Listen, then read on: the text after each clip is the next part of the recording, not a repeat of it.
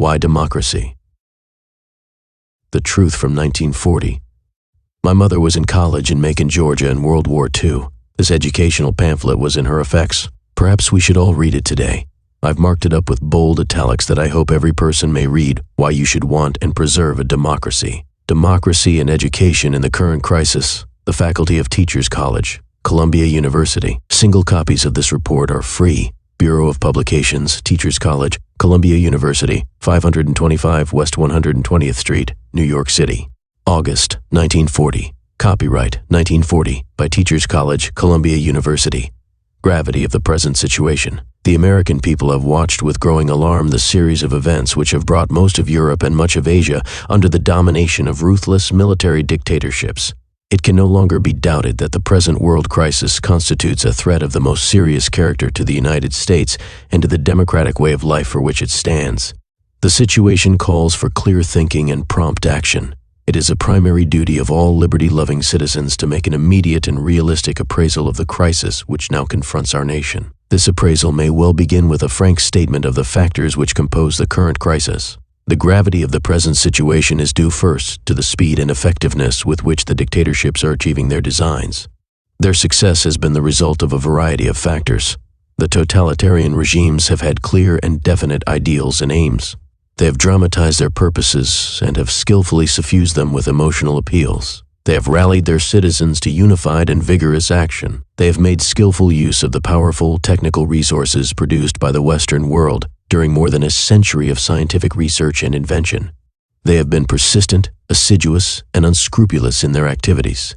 The accelerated progress made by the dictatorships in subjecting increasing amounts of territory and mounting numbers of people to their control has resulted in an accumulation of prestige which now constitutes one of their most important assets. Should the dictatorships triumph completely in the old world, there can be little doubt that they would seek economic and possibly even military domination of the Western Hemisphere.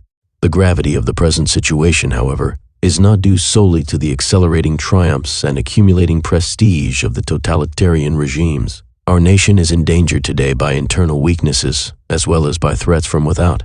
We have taken democracy for granted, have failed to realize that its perpetuation and development require from each generation an ever deeper search for fuller understanding and for more inclusive application of its principles, as well as struggle, vigilance, and sacrifice. We have not defined clearly and fully the meaning and implications of democracy for all areas of our life, especially under the profoundly changed conditions of today. As a result, our national ideals and aims lack clarity and definiteness. Confusion, disunion, and dilatory action thwart social progress. Crucial problems, such as unemployment and economic and social insecurity, remain unsolved.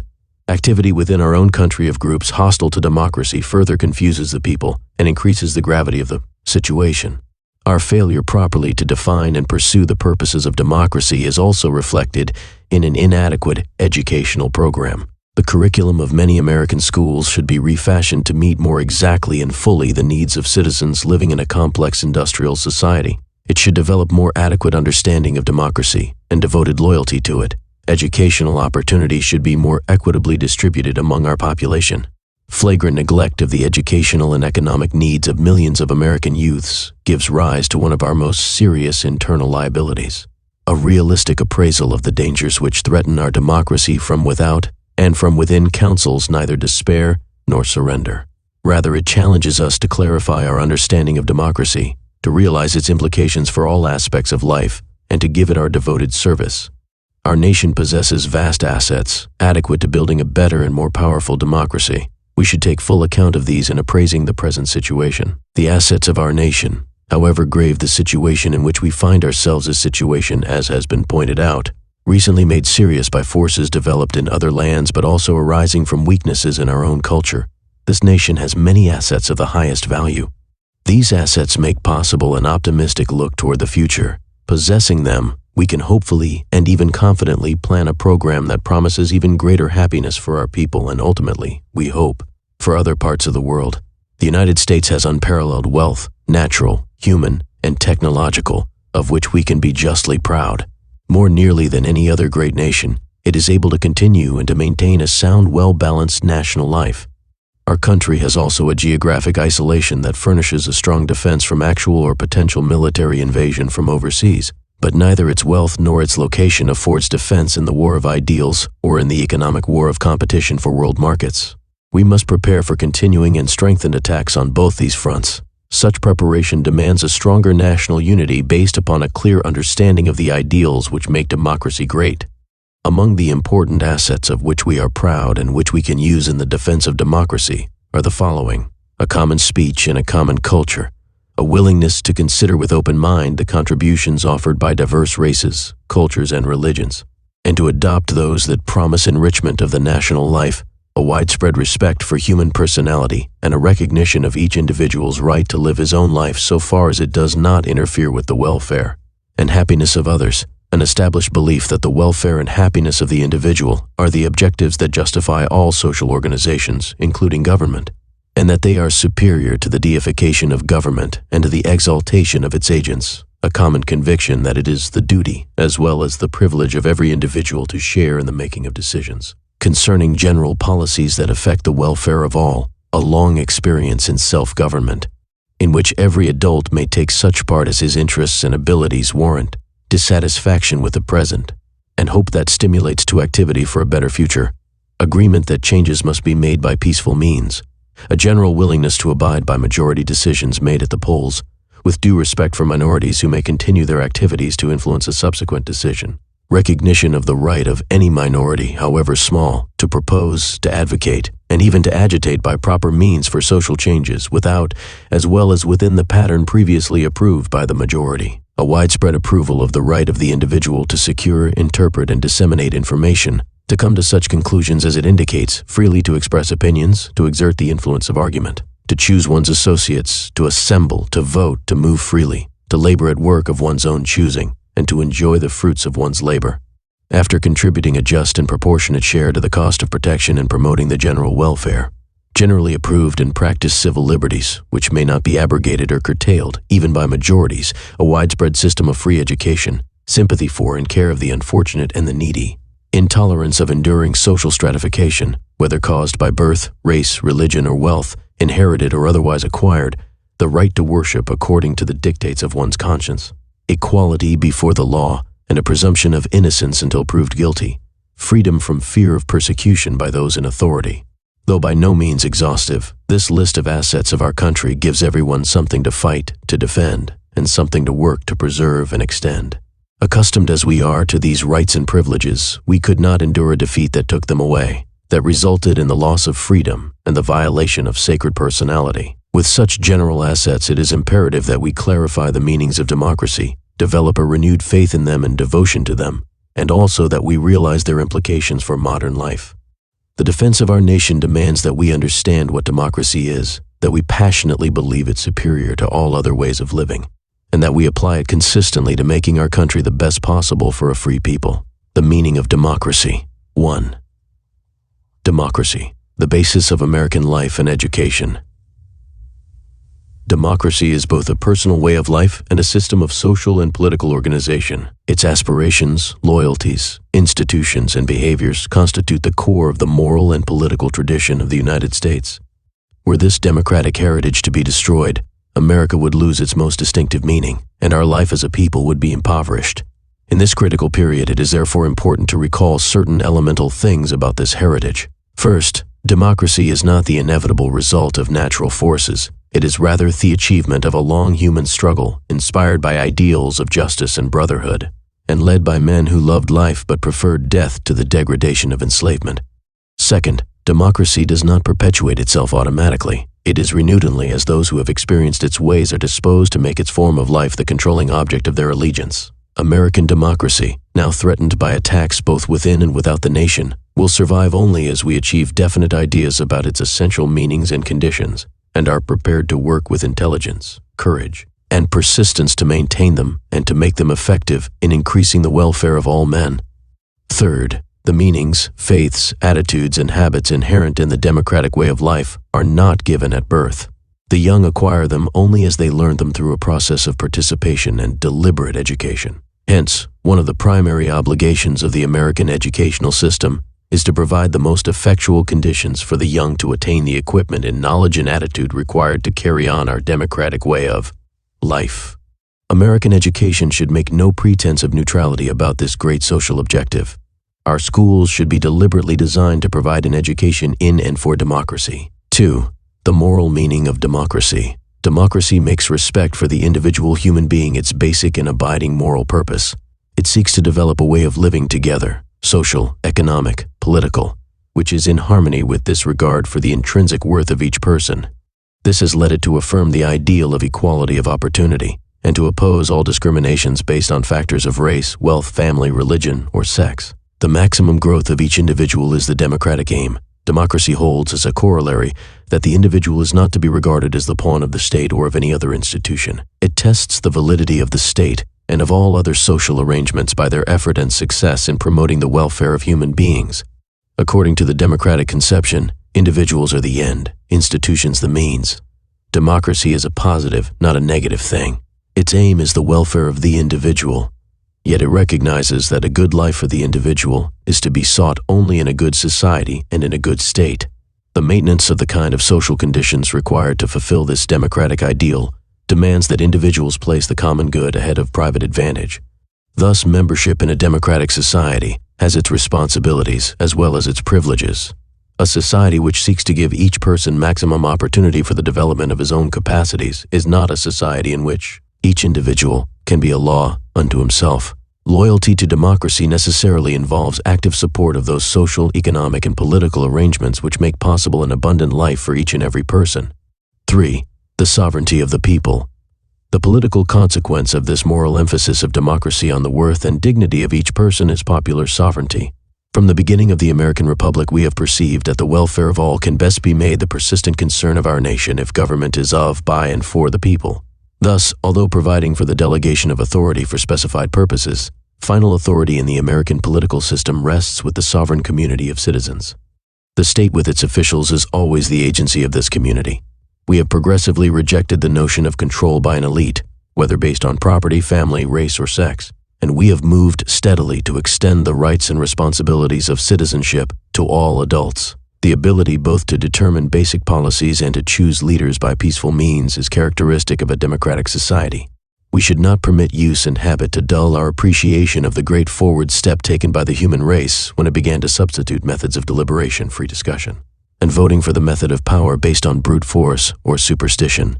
Although our practice still falls short of this ideal, we are convinced that it defines the direction in which we want to continue to move.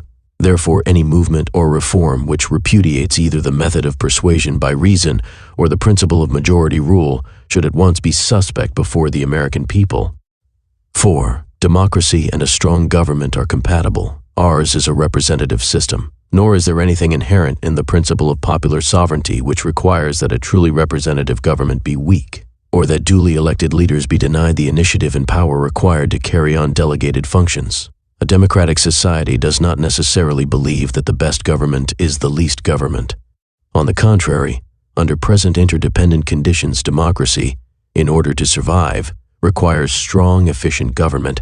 It measures efficiency, however, by 3 searching tests. First, is government equipped to do its part in providing for the needs of the people, however they may change? Second, are the activities of government so conducted that they actually do promote the long-run interests of all? Third, are all groups adequately represented in those social and political processes by which the fundamental policies of local community, state, and nation are formulated and reviewed? 5. Democracy has faith in intelligence.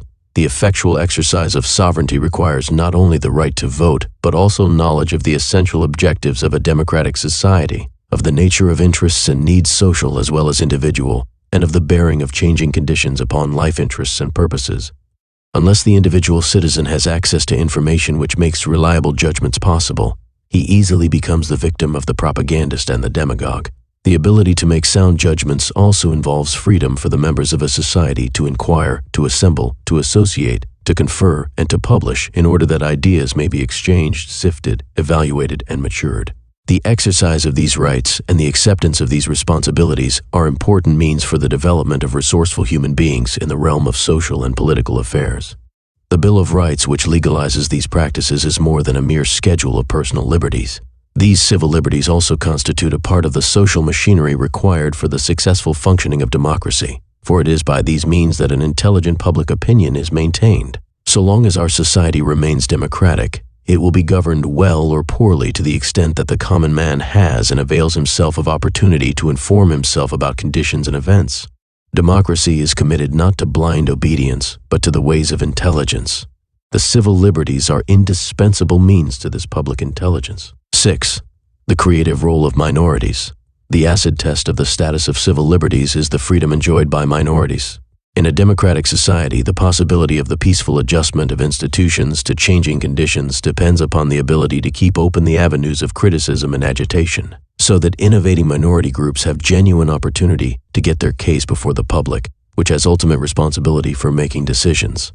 Thus, a democratic society recognizes the creative role of minorities in its social and political processes and gives them encouragement and protection so that their proposals for change may have fair consideration. A totalitarian regime, on the other hand, demands uniform obedience to predetermined doctrines and programs and regards criticism and agitation as a crime against the state. Unfortunately, as a result of our failure to clarify the nature of a democratic society, there are elements in our population who assume that democracy can be defended by suppressing civil liberties. Actually, the triumph of their attitude would be fatal to democracy. 7.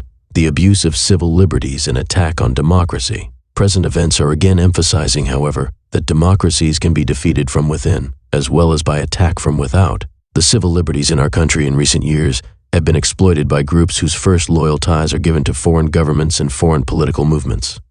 These groups, feeling no obligation to do their part to maintain the primary institutions of a democratic society and operating as undercover disciplined bodies, often exert an influence out of all proportion to their numbers, by boring from within, by exploiting race and national prejudice, by taking advantage of the idealism and the inexperience of youth, by exploiting the distress of underprivileged groups, and by resorting to methods of slander, ridicule, and intimidation. These elements often confuse many sincere people, breed suspicion and discord, and divide the democratic forces which should stand together. Civil liberties are both abused and endangered by these practices. The genuine friends of democracy should be alert to make the public aware of the real nature of these practices and the ulterior purposes which inspire them. Tolerance does not mean indifference to practices which contradict the spirit and the purposes of our way of life. Another serious threat to democracy is presented by those groups which desire to manipulate the present movement for national preparedness for selfish purposes of one sort or another. Under the name of patriotism and the need for national unity, they would suppress all criticism of existing conditions. Unfortunately, many sincere people join in these witch hunts because they do not understand the crucial importance of the civil liberties in a democracy. We need to be on our guard against any movement which defines Americanism to mean the suppression of our historic and essential freedoms. Such movements make not for defense, but for destruction of our American way of life. Thus, today, the supporters of American democracy are confronted with the difficult task of protecting the civil liberties against the manipulations of conspiratorial agents of foreign powers on the one hand, and against the attacks of the witch hunters on the other. 8. Economic foundations of democracy. Both the moral and the political aspects of democracy require that certain economic conditions be maintained. Great discrepancies in wealth and its consequent power among a population tend to destroy the very foundations of popular sovereignty. As Daniel Webster observed a long time ago, a general equality of condition is the true basis of popular government. Coerced by want, insecurity, and a sense of helplessness before complex events that often seem too difficult to be mastered, individuals lose their faith in democracy, fail to take advantage of its established means for meeting their needs, and are tempted to exchange their political and civil freedom for a deluding promise of economic and social security.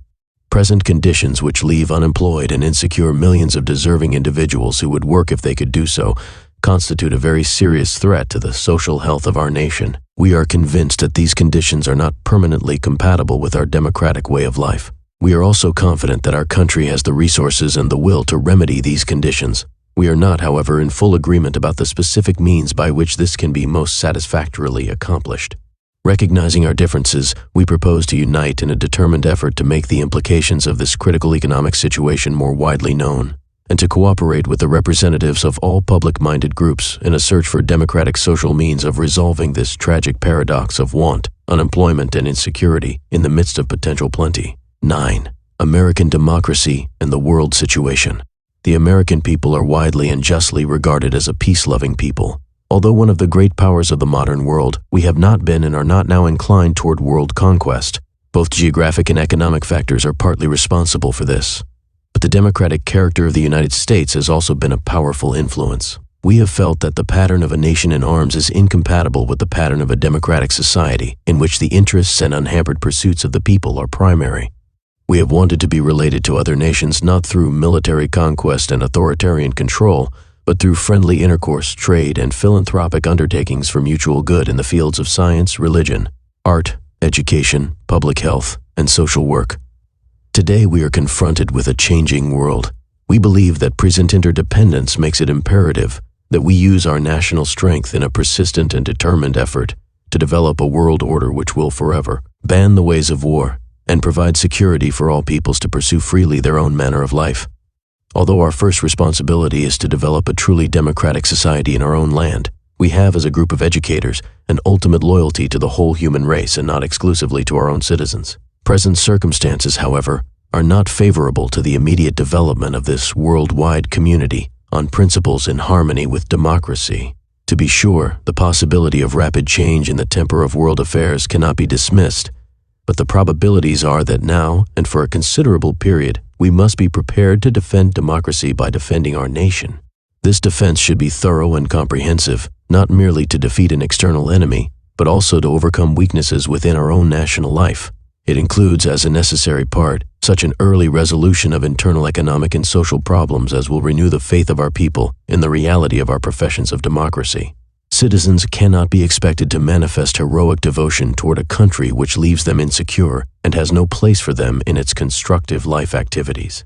In order to preserve democracy, we must organize resources to meet the challenge of these negations of its spirit.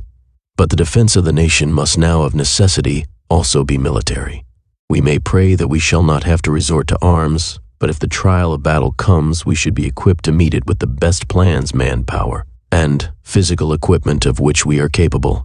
Democracy must not be driven from the earth by the sheer power of unopposed brute physical force. Much as we deplore the necessity, we must be ready to meet force with superior force. That such military preparation carries threats to our democratic and peaceful patterns of life cannot be doubted. But these risks we must take. Our problem is to prepare for adequate national defense under such an aroused and alert public opinion that democratic values will not only not be destroyed, but will rather be strengthened by this determined united effort of our people. As members of the Faculty of Teachers College, we are ready to use our every strength to achieve this outcome.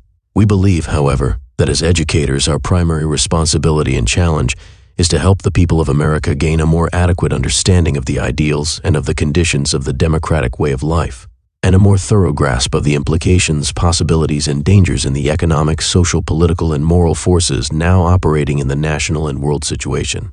To aid in promoting a widespread reconsideration of democracy and a consequent clarification of its meanings, we present a creed of democracy. We believe in and will endeavor to make a democracy which, 1. Extends into every realm of human association, 2. Respects the personality of every individual, whatever his origin or present status, 3. Ensures to all a sense of security, 4. Protects the weak and cares for the needy that they may maintain their self-respect, 5. Develops in all a sense of belongingness, protects every individual against exploitation by special privilege or power, 7. Believes in the improvability of all men, 8. Has for its social aim the maximum development of each individual, 9. Assumes that the maximum development possible to each individual is for the best interest of all, provides an opportunity for each and every individual to make the best of such natural gifts as he has and encourages him to do so, 11. Furnishes an environment in which every individual can be and is stimulated to exert himself to develop his own unique personality, limited only by the similar rights of others, 12. Assumes that adults are capable of being influenced by reason, 13. Appeals to reason rather than force to secure its ends, permits no armed force that is not under public control, 15. Implies that a person becomes free and effective by exercising self-restraint rather than by having restraint imposed upon him by external authority. Imposes only such regulation as is judged by society to be necessary for safeguarding the rights of others, 17. Assumes that all persons have equal rights to life, liberty, and the pursuit of happiness, guarantees that rights and opportunities accorded to one shall be accorded to all, 19. ensures standards of living in which every individual can retain his own self-respect and unabashed make his peculiar contribution to the society in which he lives, does not tolerate an enduring social stratification based on birth, race, religion, or wealth, inherited or otherwise acquired. 21. Recognizes a desire on the part of people to govern themselves and a willingness to assume responsibility for doing so. 22. Holds that government derives its power solely from the consent of the governed. 23. Tests the validity of government by its effort and success in promoting the welfare of human beings. 20. Lays on individuals an obligation to share actively and with informed intelligence in formulating general public policies. 5. Required that the responsibilities and activities of citizenship be generally held to be among the highest duties of man. 26. Holds that men deserve no better government than they exert themselves to obtain. 27. Believes that the decisions concerning public policies made by the pooled judgment of the maximum number of interested and informed individuals are in the long run the wisest. 28. Weights all votes equally. 29. Has faith that an individual grows best and most by actively and intelligently exercising his right to share in making decisions on public policy. 30. Permits, encourages, and facilitates access to information necessary to the making of wise decisions on public policies. 31. Provides free education from the beginnings of formal schooling, as long as it may be profitable to society for each industrious individual to continue. 32. Attempts a general diffusion among the people of the ideals, knowledge, standards of conduct, and spirit of fair play, which promote a sense of equality. 33. Permits the unhampered expression of everyone's opinions on public policy. 34. Guarantees the right of free expression of opinions on all matters, subject to reasonable libel laws. 35. Implies that all who are bound by decisions of broad public policy should have an opportunity to share in making them. 36. Demands that minorities live in accord with the decisions of the majority, but accords the right to agitate peacefully for the change of such decisions. 37. Exercises tolerance to others without sacrificing the strength of conviction, favoring different notions and practices. 88. Accepts representative government as an economy necessitated by the size of the population. 39. Delegates responsibility to individuals chosen by the people for their peculiar competence in defined areas of action, but retains the right to withdraw this authority, develops a steadily increasing sense of obligation to a constantly enlarging social group, induces a willingness to sacrifice personal comforts for the recognized general welfare. 2. Stimulates a hope of constant betterment and provides means which the ambitious and earnest may use. 3. Encourages constant reappraisal of things as they are and stimulates a hope that leads to action for their betterment in the future. 4. Uses peaceful means for promoting and bringing about change. 45. Holds that the fundamental civil liberties may not be impaired, even by majorities. 46. Permits unrestrained association and assembly for the promotion of public welfare by peaceful means. Recognizes and protects the right of individuals to associate themselves for the promotion of their own interests in any ways that are not incompatible with the general welfare. 8. Grants the right to labor at work of one's own choosing, provided it does not interfere with the interests of society. 49. Guarantees the right to enjoy the fruits of one's honest labor and to use them without molestation after paying a part proportionate to wealth or income to the cost of necessary government and general welfare. 50. Encourages individual initiative and private enterprise insofar as they are compatible with the public weal. 51. Maintains human rights to be more important than property rights. 2%. So regulates the natural resources of the country as to preserve them for the widest use for the welfare of all the people. 53. Ensures freedom of movement. 54. Guarantees a legal assumption of innocence until proof of guilt, definite charges before arrest and detention, and open and speedy trial before a jury of peers, with protection of rights by the court and by competent counsel. 55. Guarantees freedom from persecution by those in authority. 56. Provides that no individual be deprived of life, liberty, or property without due process of law. 57. Permits worship according to the dictates of one's conscience. 58. Separates state and church. 59. Provides such security, freedom, opportunity, and justice for all of its members that they will be qualified and ready, if circumstances require, to sacrifice in defense of its way of life, renews its strength by continued education as to its meanings and purposes. Well, that's the pamphlet from 1940. Feel free to make paper copies of my markup on this article and pass them or the link to this article to anybody. The original scan for proof of authenticity is here. My full name is Robert Harwell Thibodeau, given by my mother's surname. drive.google.com. On the scan. Those are also my mother's scribbles and the course that had this pamphlet as its course guide. Yes, my mother evidently had to take Latin in college. I had no idea. She never spoke it around the house. Another event of 1940. Charlie Chaplin's first talkie movie, The Great Dictator, and second only to Gone with the Wind. Here also is George Washington, who screamed the same message as the faculty at Columbia University in 1940 in his farewell address to us in 1797. Hobgoblins are not real. The Economist agrees. Medium.com. Sadly, in the 1984, the U.S. House of Representatives decided George Washington's farewell address no longer needed to be read on the House floor every year. It is still read, since 1888, on the Senate floor. I suggest bringing it back again, or read the pamphlet above from 1940 preceding every State of the Union, or read this shorter version of the farewell address in George Washington's own words from the original. George Washington's case for convicting Donald Trump. Truth to power. Medium.com. But just broadcasting a message, no matter how good, in today's media, is no good because the media believes it has no obligation to democracy and truth. It spews fiat lies without dialogue, and this is dangerous to democracy. Fiat lies are genocide on the human race. The internet court of lies. Medium.com. But there is an entertaining and addictive way to let everyone learn for themselves about the truth and the lies in the media. Sign up for the Internet Court of Lies at www.lecourt.com and see. You bring a lie or a truth to court by proposing a verdict of 8 questions and see what other people, who you don't know, think about your verdict. Trials only take a few minutes and are completely private. We run a public trial every Wednesday at noon EST to show you how they work. Sign up at www.lecourt.com to get the webinar link. Thank you. If you are not yet a subscriber to Medium.com, click below to get access to all my articles and the tens of thousands of other articles worth your attention. I get a small referral fee which buys me a bit more coffee. Robert Thibodeau, Medium.